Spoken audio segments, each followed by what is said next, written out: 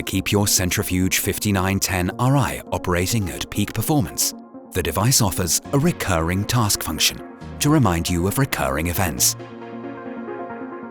such as yearly maintenance, rotor inspection, or centrifuge cleaning. To program a recurring task, open the menu, choose Settings, and then Maintenance and Qualification. There you can see the recurring task function, which already contains 2 recurring tasks.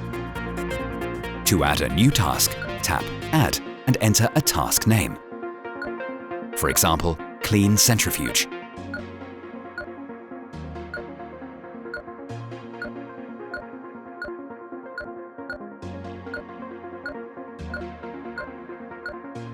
Then you can decide whether you want to get a warning when the task is overdue and set the task interval in which the task should be repeated.